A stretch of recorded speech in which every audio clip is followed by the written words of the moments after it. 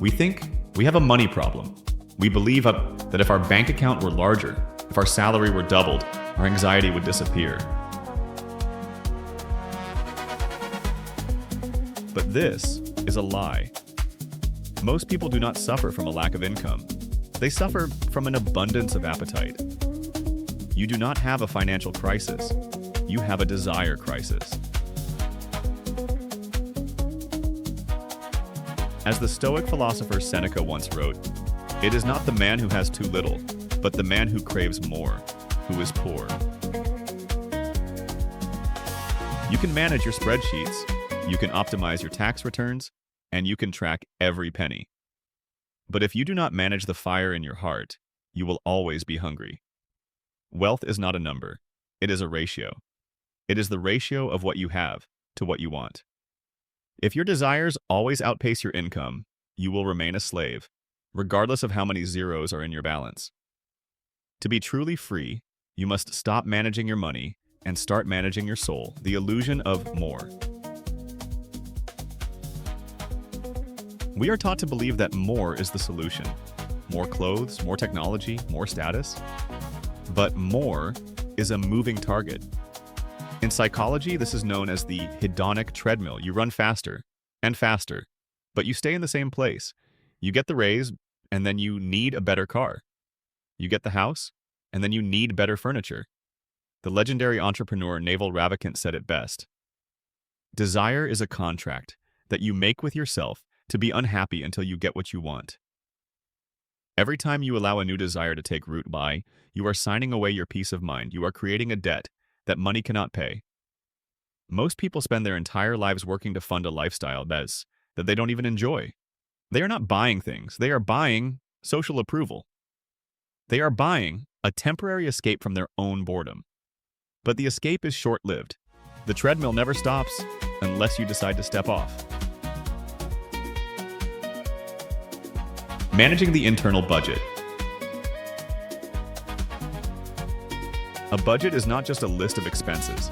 It is a document of your values. When you look at your spending, you are looking at a map of your attachments. If you want to achieve financial clarity, you must first achieve internal clarity.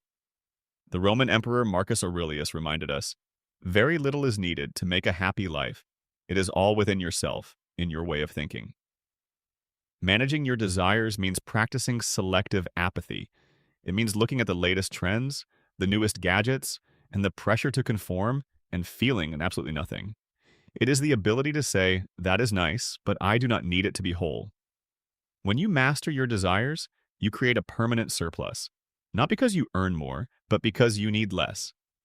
This is the ultimate form of leverage. While the world is fighting for a 5% raise, you are granting yourself a 50% increase in freedom simply by cutting your attachments in half, the micro-habit of contentment. The shift from consumer to master happens in the small moments. It happens in the 2 minutes between the impulse to buy and the act of buying. This is the micro-habit of the pause. Whenever you feel the itch to spend, stop. Close your eyes. Breathe. And ask yourself, am I buying this for its utility, or am I buying this to fill a hole in my spirit? Most of our spending is emotional. We buy when we're tired. We buy when we're lonely. We buy when we feel inadequate. James Clear, the author of Atomic Habits, teaches us that every action you take is a vote for the type of person you wish to become. When you choose to walk away from a mindless purchase, you are voting for a person of discipline. You are voting for a person of clarity. This 2-minute pause is a micro-habit that compounds into massive wealth. Over years, these skipped desires become the capital that funds your true independence. You aren't saving money, you are buying your future self. The right to say no to a job they hate or a life they didn't choose. The prison of social comparison.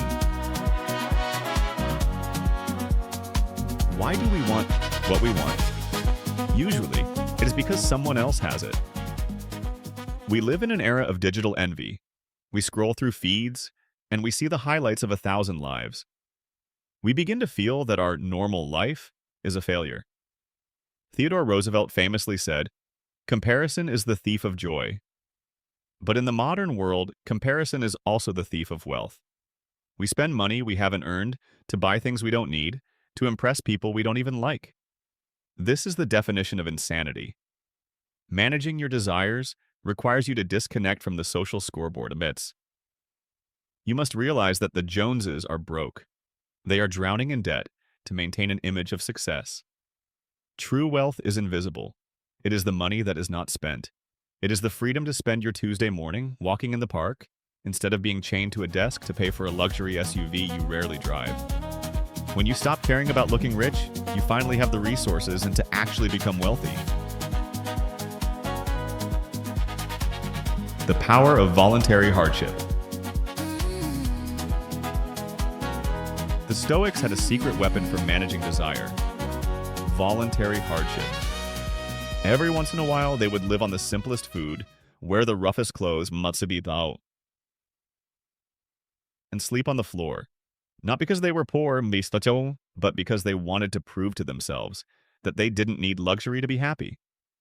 Seneca advised, "Set aside a certain number of days during which you shall be content with the scantiest and cheapest fare, and ask yourself, is this what I feared?" When you prove to yourself that you can survive and even thrive with very little, your fear of losing money vanishes. And when you lose the fear, you gain the power. You can take risks. You can invest. You can be patient. Most people are trapped in high-stress lives because they are terrified of losing their comforts. They have become prisoners of their own standard of living. By practicing micro habits of simplicity like having one no-spend day a week, or choosing a simple meal over a restaurant, you are training your brain to be independent of external circumstances. You are building a stoic mindset that can withstand any economic storm. The wealth of the soul money is a tool, but desire is a master. If you do not learn to lead your master, you will forever be a servant. True financial freedom is not having millions in the bank. It is having a mind, but that is content. It is knowing that you have enough, even when the world tells you that you are behind. It is the ability to look at a world of infinite consumption and say, I have everything I need whilst right here. As you move forward, remember that the most profitable investment you will ever make is the investment in your own self-control. Every time you manage a desire, you are earning interest in the bank of your character. You are becoming a person of weight, a person of substance, a person who is truly clear. Do not let your life be a series of reactions to the marketing of others. Be the architect of your own contentment. Manage the fire, and the gold will follow. Stay disciplined. Stay clear. Thank you for spending your time with clear money.